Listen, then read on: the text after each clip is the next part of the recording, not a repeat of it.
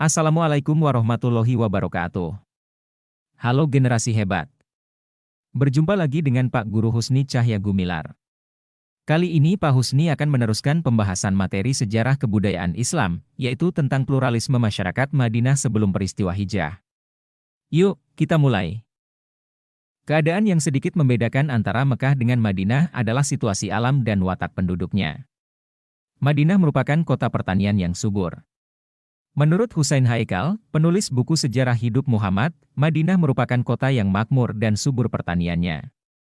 Yatsrib adalah nama kuno dari Madinah Al-Munawwaroh, wilayahnya merupakan oasis, mempunyai tanah yang subur dan yang berlimpah serta dikelilingi dari setiap penjuru oleh batu-batu vulkanis hitam.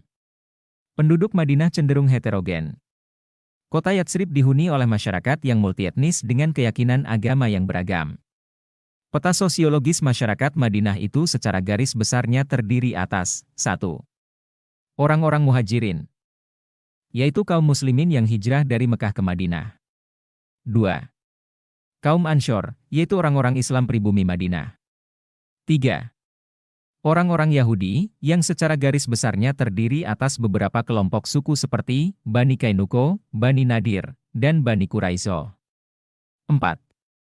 Pemeluk tradisi nenek moyang, yaitu penganut paganisme atau penyembah berhala.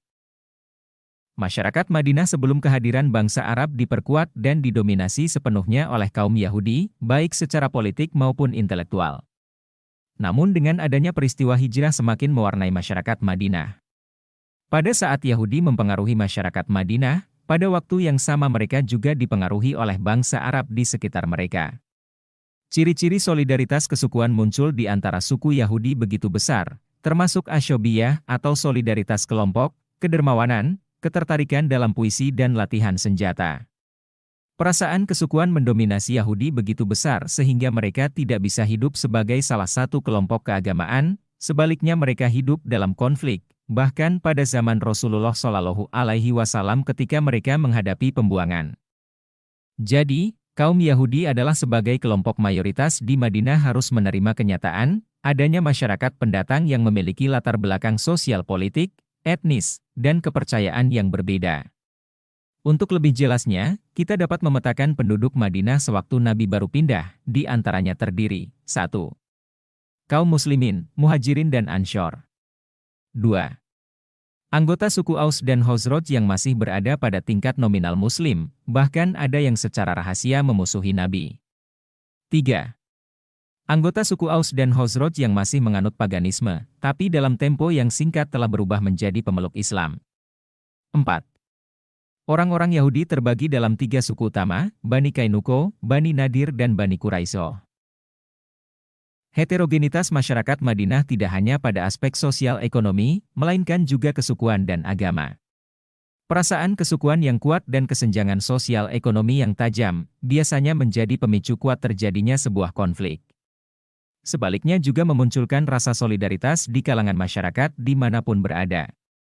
Kesamaan agama biasanya menjadi pengikat dan mendorong sekelompok masyarakat untuk bersatu. Namun yang terjadi di Madinah rupanya lebih kompleks. Karena kaum Yahudi lebih mendominasi dalam tatanan kehidupan di Madinah pada masa sebelum peristiwa hijrah tersebut. Perundingan saja barangkali belum cukup kuat untuk mengantisipasi munculnya berbagai konflik. Sebab tidak menutup kemungkinan salah satu kelompok akan dengan mudah mengkhianati suatu kesepakatan yang tidak tertulis tersebut. Faktor demikianlah yang mendorong perlunya dibuat suatu piagam perjanjian sebagai salah satu upaya paling bijaksana guna meredam konflik sosial yang luas. Apalagi jika disertai sanksi yang kuat bagi pelanggarnya.